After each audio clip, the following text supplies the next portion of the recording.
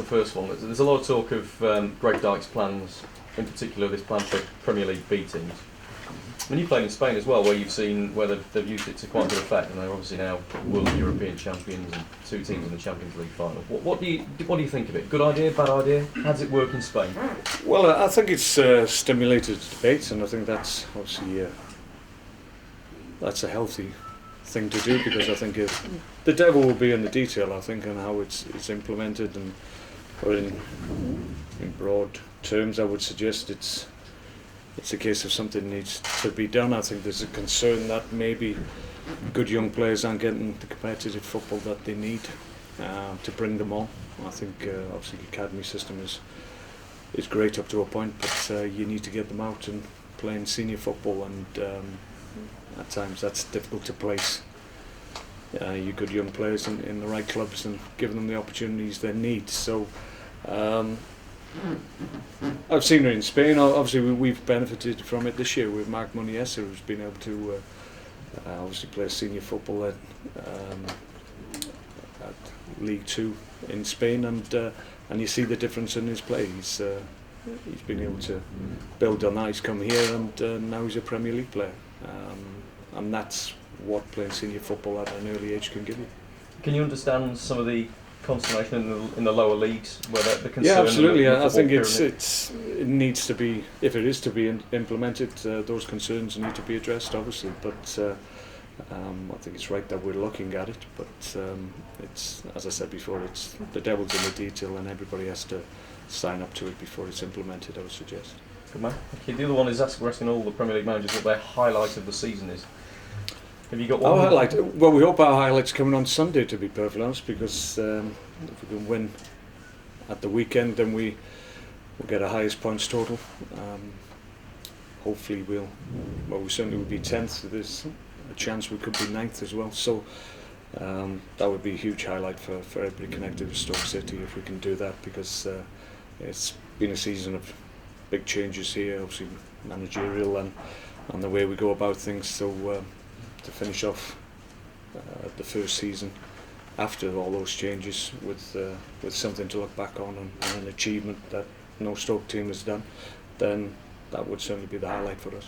It's vindication for you as well, isn't it? And your style of football, which when you came in was it something of a risk? Well, maybe a risk to change it, but I didn't think I said at the time it wasn't about revolution, it was evolution. We were going to obviously keep elements of the team's pattern of play that had served them well, but maybe add a few different strings to our bow, and I think we've done that. And initially we probably didn't get the balance right. Second half of the season we have done, and as a consequence results have improved. So all in all, it's been a really satisfying season for everybody. Stoke have only scored 2 headed goals all season. It's the lowest in the Premier League. Tony Pulis will be turning in his grave.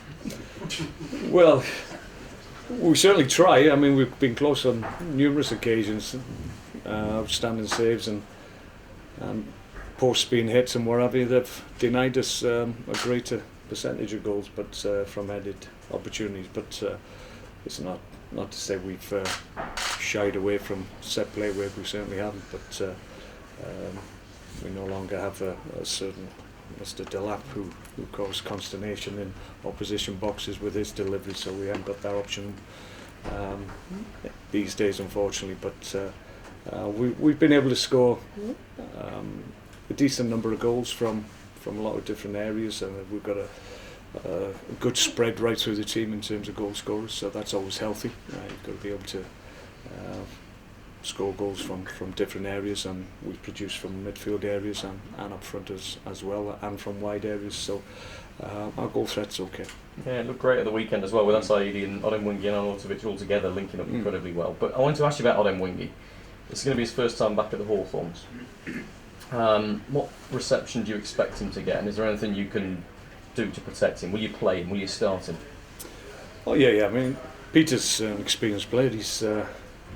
He's used to playing under pressure, and there may well be some focus on his presence on the day. But you'd like to think that there'd be a recognition of obviously the good play that he produced for West Brom. Scored a lot of goals for them, helped them in in the cause of staying in the Premier League for a number of seasons. It didn't end as he would have liked, I'm sure, if you spoke to him. It was unfortunate, but it did happen. You have to obviously deal with the consequences of that. But Peter's an experienced player. He's very much in my thoughts for the game, obviously, because of the way he's playing at the moment. So it wouldn't be a case of taking him out of the front line as a consequence of any stick that might be directed his way. I'm sure he can deal with it. I mean, he has dealt with it incredibly well, hasn't he? I mean, this season he's back in the Nigeria squad as well. It's kind of a rebirth, isn't it? I'm guessing when you signed him, you knew this was a potential, and you're not surprised that he's now doing what he's doing. Well, for me, he was never a risk because he was proven at Premier League levels, so that was the attraction for me. I tried to get him in the summer. We weren't able to do it then, and he went to Cardiff, but obviously January we were able to do the deal, and we've been really pleased with what he's produced, and as a consequence of his performance and how he's played, and obviously he's scored goals for us, helped us along the way, and helped his own cause in terms of World Cup selection. So I think that illustrates how well he's actually done since he's walked through the door here. He's had an immediate impact, and that's helped us and it's helped him. Samar Saidi, back from his injury, has looked really impressive. He was fantastic at the weekend. He told me after the game that Stoke's a good second option for him if Liverpool don't want him. Is that fair enough? Have you got to let Liverpool decide first? Where are the discussions taking you at the moment with him? No, Ozzy is a Liverpool player. That's where we are with it. He's done really well, and we've been really pleased with what he's produced. But at the end of the day, it will be determined, certainly to a certain extent, by Ozzy himself, but more prevalently from Liverpool, his parent club, because they hold the cards, to be perfectly honest, and we'd love to be in a position to be a good option for him. I think we are in terms of where his football is and the enjoyment of his work at this moment in time. He likes being here, and I think that's shown in what he's produced for us. But we would like to make it happen, but we're only in initial stages of discussions. Where are you with Andy Wilkinson and his contract? He says he'd like to stay. I think he's told. Yeah, Andy, we'll do something with Andy. I think it's there's a willingness from both sides to get something done. This is his club. There's nobody prouder to wear the Stoke City shirt than Andy. He hasn't had as many opportunities this year as he obviously would have liked, but his value to the squad is huge. So I'm sure something will be done very, very quickly. Thank you. And West Brom, I mean, just about safe now, barring a mathematical miracle. But have you got a bit of sympathy for Pepe Mel? Again, with your knowledge of Spanish football, he came over here without any Spanish backroom staff, didn't speak the language brilliantly. He's kept them up by the skin of their teeth. Have you got some sympathy for what he's had to deal with there at West Brom? Yeah, well, it's difficult to come into any situation mid-season. Take away the fact that maybe